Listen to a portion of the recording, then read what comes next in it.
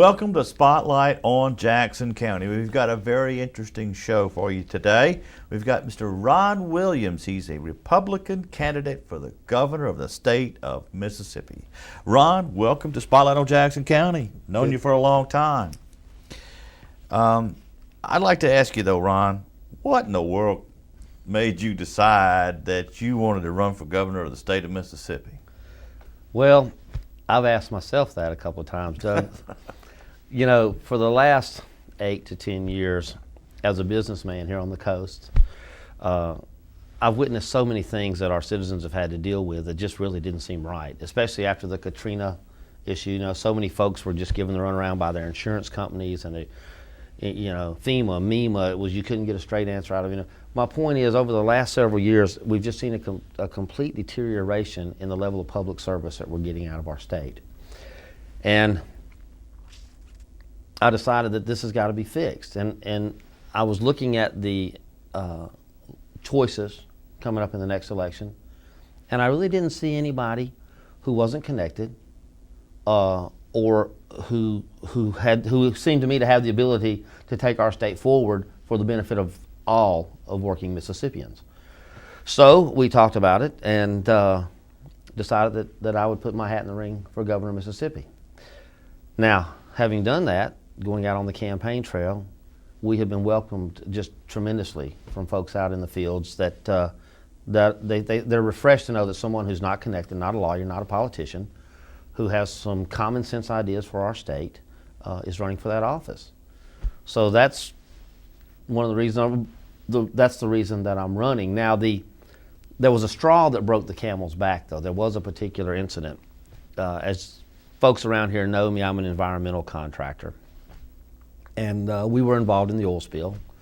Of course, that's not the only issue in our state. In fact, in the whole picture of things, that's not a major issue. But we went to a fundraiser for one of the other candidates, and my purpose was to go and support that candidate as a member of the Republican Party. For governor? For governor. One of the other candidates for governor. He's, of course, he holds an office now. And when we got over there, on the sponsor sheet for that fundraiser, there was many out-of-state contractors, several of whom compete with in-state contractors, several who were in competition with in-state contractors on the oil spill. And I said to my wife, this doesn't look good at all. Why would these out-of-state contractors be funding a governor race in Mississippi? And why would a candidate for governor of Mississippi be accepting funds from out-of-state contractors who are competing directly with Mississippi contractors?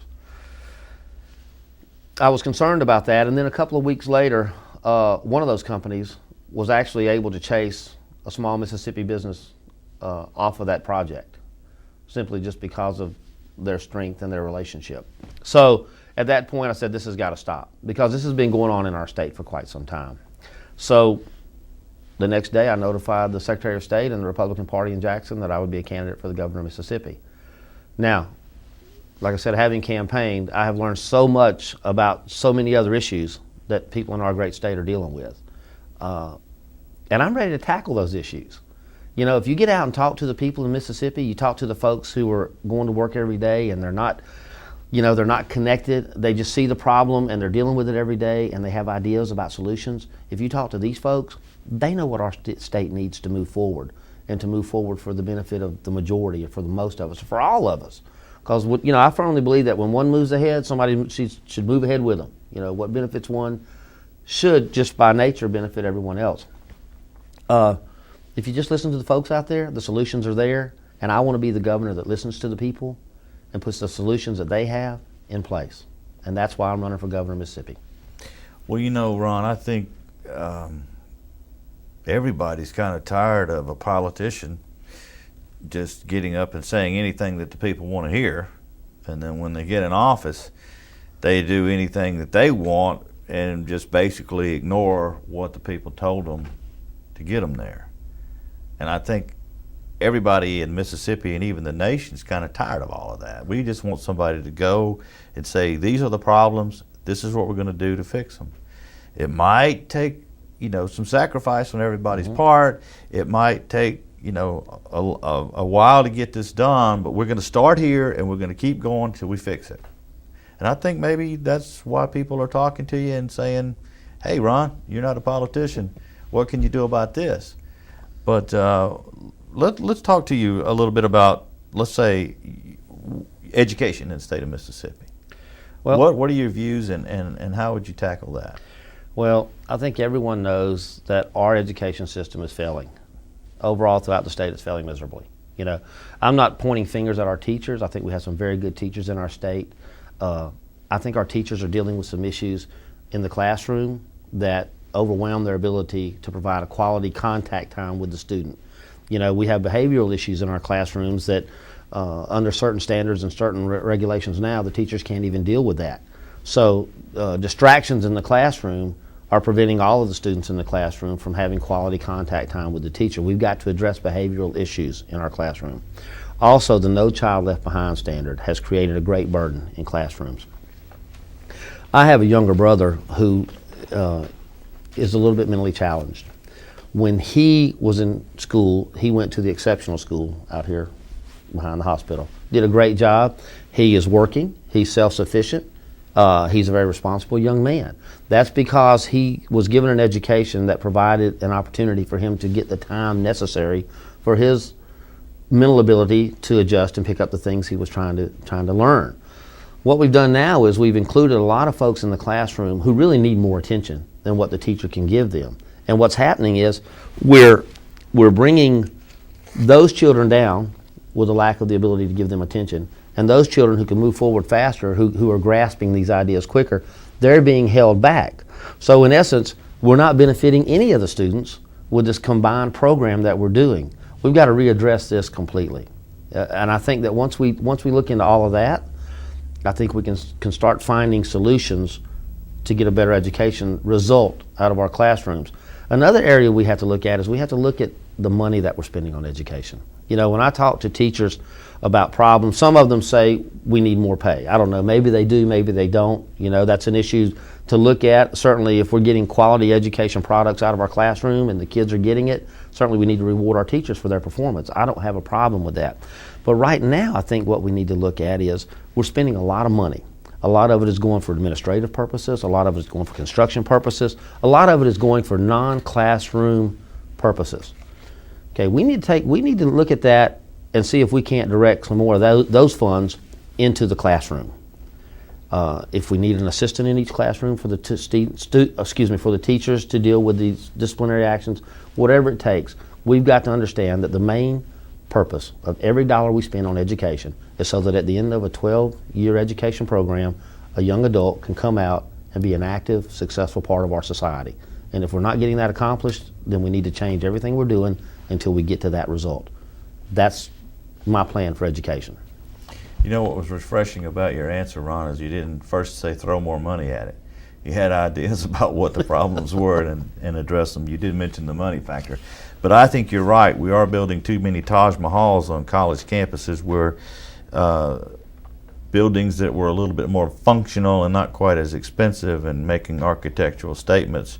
The education of the student is important. I think I would rather go to a school or a college in a mediocre building and get a quality education as opposed to going to somewhere where there was this huge building that was all beautiful and landscaped out front and the teachers were terrible. I think that is one thing we really need to look at also. Job creation. We got some problems nationwide with jobs. And if what you say is correct, and out-of-state contractors are coming in and taking jobs away from the residents of Mississippi, that's a place to start. Well, that would be the first place we would start. We would say simply, we need an open door policy for our workers into other states if we're going to have an open door policy for out-of-state workers in our state. A perfect example of this is right here in our community in Jackson County. Across the state line in Alabama, they have a group called the Forum, and what the Forum is that's Alabama Industries, Mobile County Industries, looking out for Mobile County contractors. They work together. It's a great thing, really. It's a community-minded project so that they can help one another in their community. What that means is, if I take my company to Alabama and I want to provide my services, I'm going to run into hindrances and I'm going to run into obstacles because I'm not an Alabama contractor. I'm not a Mobile County residential or a resident contractor of Mobile.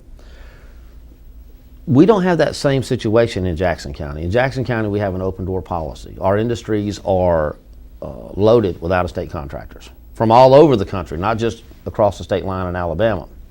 Now, don't get me wrong. If there's not a company in Jackson County, or if there's not a company in our state that can provide the services needed on a professional and competitive basis, then industry and business needs to go wherever it needs to get the products and services it needs. But if there's a company in the state of Mississippi that can provide those services at a competitive rate, then that's where that business should go. About contractors? Right. Well, one of the things that we run into is that we see a lot of contractual relationships between some of our politicians. Okay. A perfect example of this is there's a contractor in Jackson right now. They hold the Mississippi DEQ contract. They're an out-of-state contractor. Now they have a presence in Mississippi and they have a Mississippi contractor's license, but they're actually a Louisiana contractor. And the way they got that contract was, or what it appears to me, this is all fact, okay, they hired an individual who was a former employee of Mississippi DEQ. And that company has been awarded a non-competitive contract for the last, I think, 8 to 10 years now. In fact, whatever company this particular individual has worked for after he left the DEQ has been awarded this no-bid, non-compete contract with DEQ. So those are the kind of things we got to look at. We got to look at why Mississippi businesses and Mississippi contractors are being excluded from opportunities.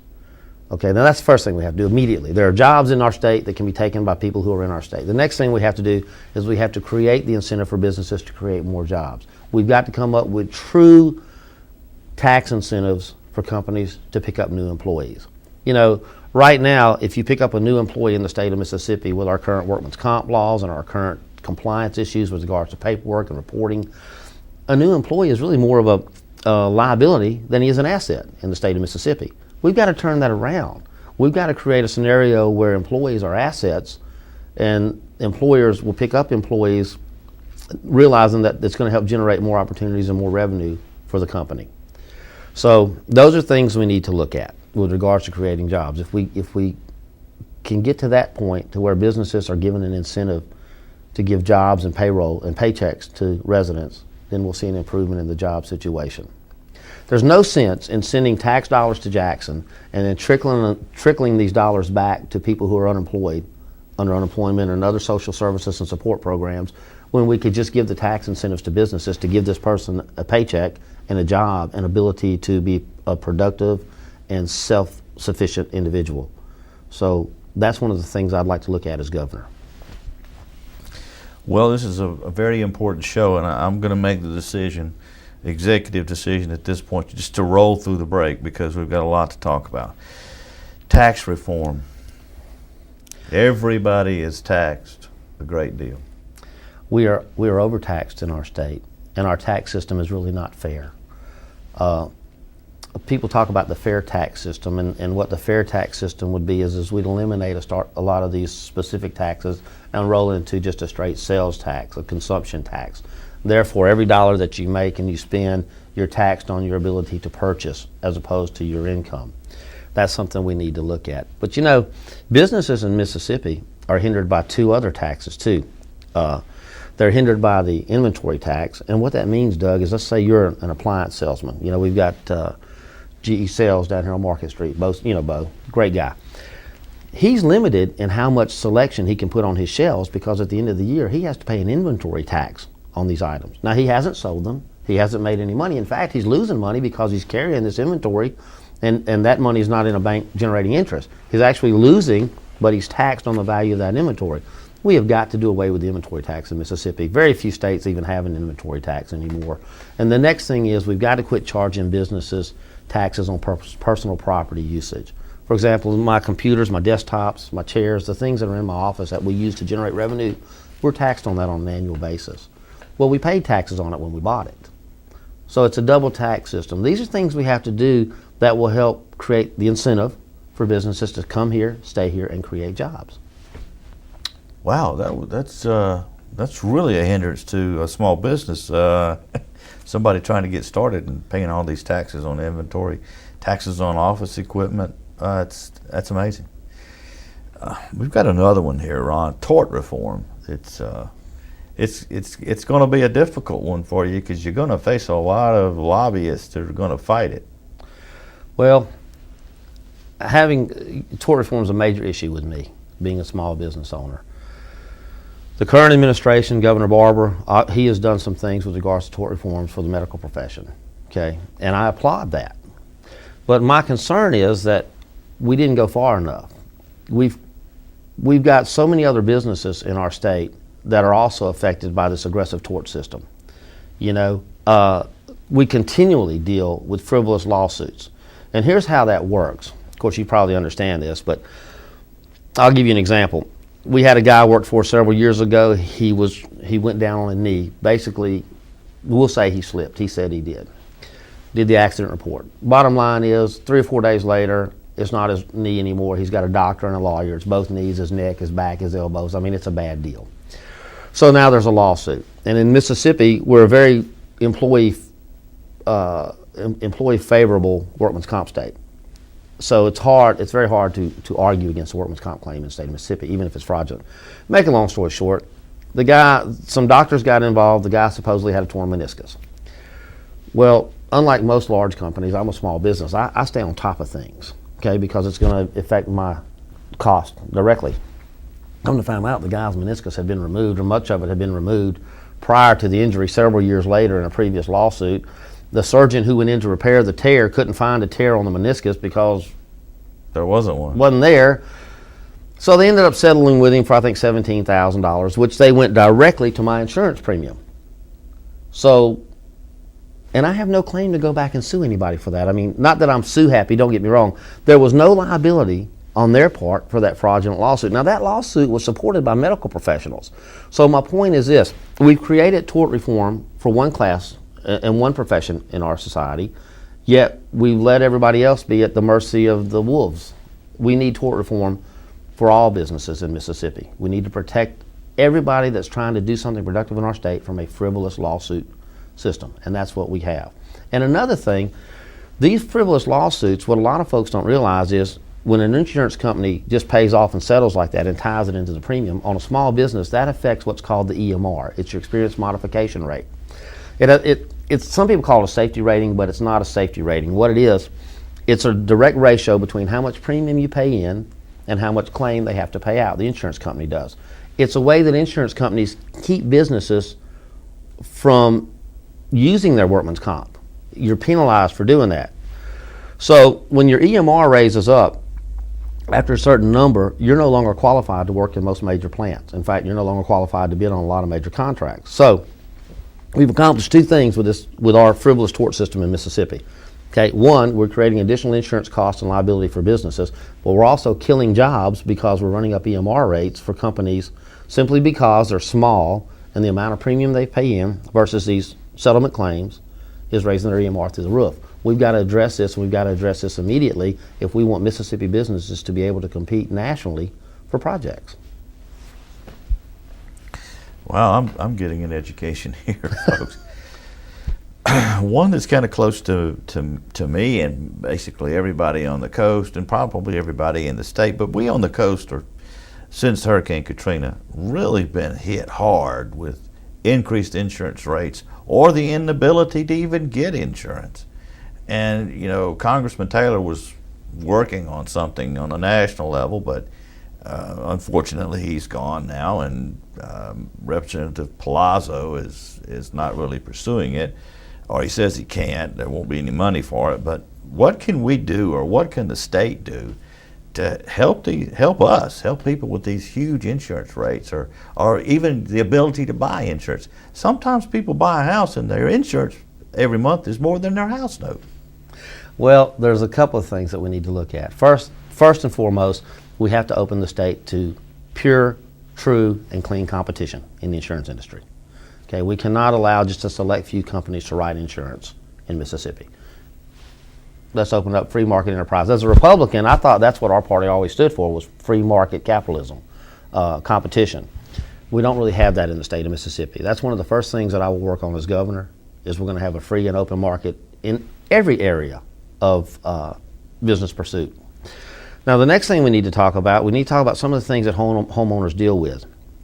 Right now, if you buy insurance, your insurance company is probably going to want you to purchase the replacement value of your home. Now, the replacement value is based on what it's going to cost to reconstruct that home. Let's say you have a home that the replacement value is $400,000, okay?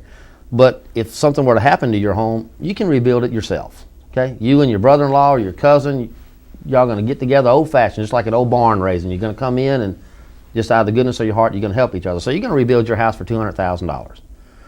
So you want to buy $200,000 worth of insurance. You can't do that.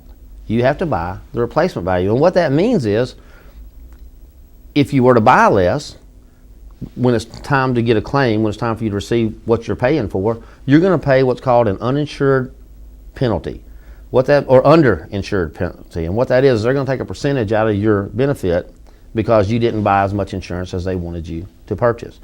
In Mississippi, we have to get to where the customer can buy the amount of insurance that they want. It's your private property. Now, of course, in situations where there's a mortgage and there's a lender involved, then obviously everybody's going to have to agree on what the amount of insurance is. But we have to take the purchasing power back to the customer instead of having an industry. You know, if you went into a hamburger restaurant, they're not going to tell you what you have to buy. Imagine if you went into Bob's hamburger joint and he said, you know, Doug, you have to buy the hamburger, the french fries, and the milkshake. And if you don't, then I'm going to charge you 5 times the price for the hamburger. You would walk out. Well, in Mississippi, you don't have that option because insurance companies have way too much authority, way too much control over that market. And I have to be quite frank with you, the insurance companies are one of the largest lobbyist groups in the state of Mississippi. Okay? They are very well connected in Jackson. And until we, don't get me wrong, I believe everybody should have access to their politicians. Okay? But until we decide that as representatives of the people of Mississippi, we're going to represent the people of Mississippi and not just the special interest and the big lobbyist, we're not going to solve these problems.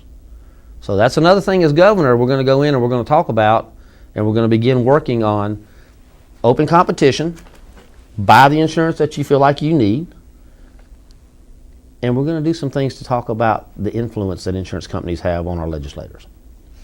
What are we going to do to solve the wind and the wind pool and flood insurance? And you know, that's what's concerning most people on the coast, is the ability to have insurance. And whenever Katrina hit, the insurance companies would come in and say, oh, well, water did that, so we're not going to cover it.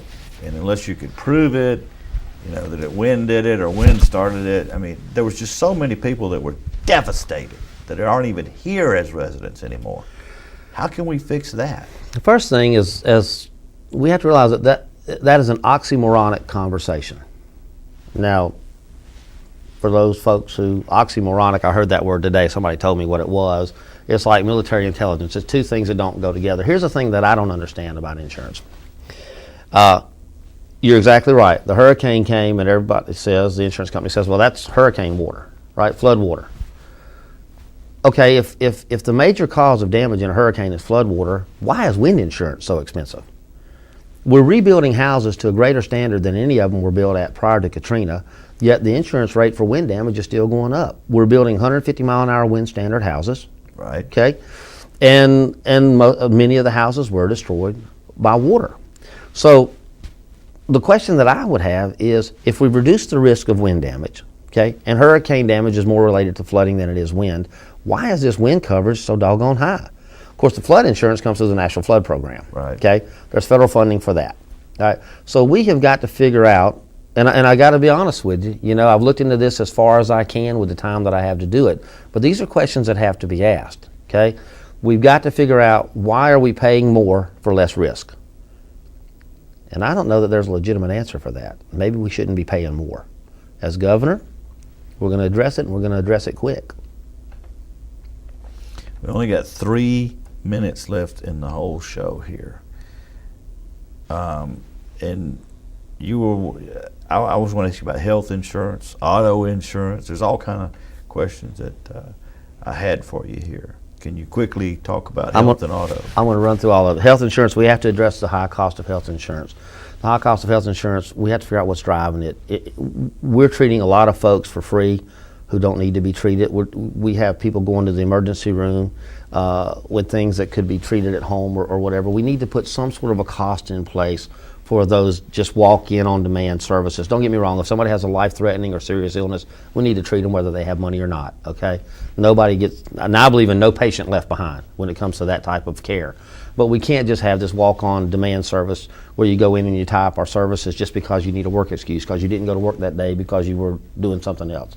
So we've got to address the true cost, what's rising these costs. That's the first thing. The next thing, talking about auto insurance, we have a situation, obviously I'm in favor of everybody having auto insurance liability, I believe in that, but we have a situation in our state to where some people cannot get liability, even though they have no fines outstanding. Maybe they had a suspended license. Your bottom line is it creates a situation where if you have a responsible individual, he's got to go to work to feed his family, he's going to drive to work, there's no mechanism in place for him to get a driver's license, so the rest of us are put at risk. Now, if he gets pulled over without a driver's license, the legal system and the court system is going to generate revenue. They're going to get a fine. But the rest of us are at risk. We have got to put something in place to where folks who do not have driver's licenses yet are because of a past problem, but if they're exhibiting responsible behavior, we've got to put them in a position where they can get a driver's license and they can buy insurance. That's the big problem. Now, we're running out of time, so I want to say this. This is on my heart. Mississippi and our nation as a whole, we've gotten to a point to where when you get to an election, what we look for is a big media circus. As a candidate for governor, I haven't taken any, and I'm not going to take any contributions from anyone. Okay. Now, when we get to the general election, I may have to. I don't know what that position will be. But our campaign is not for sale, and I've had folks offer us money, wanting to know if they could get involved or do PAC things for us and things of that nature. Okay. What I would challenge the people of Mississippi to do in this election: don't be sold by sound bites. As this election continues, our opponents are going to have gobs of money to spend. And every 30 seconds, every minute, you're going to hear a name, you're going to hear a name, you're going to hear a name to the point to where you could probably recite it backwards in your head. Please do not let a media circus elect our governor this election. I need the people of Mississippi to go to our website, ronwilliamsforgovernor.com, check out the issues that we want to deal with, familiarize yourself with the needs of our state. This time we need to vote based on what we know in our hearts and what we feel in our minds so that we can elect the right person for our state. Good statement, Ron. Good statement. I really want to thank you for coming on Spotlight on Jackson County, and everybody here at the station and everybody that knows you wishes you the best of luck, and we hope you're successful in your campaign for governor. Doug, I appreciate you, buddy. I appreciate you being here. Take care. And I appreciate you watching this edition of Spotlight on Jackson County. Join us next time for another exciting show. We'll see you then.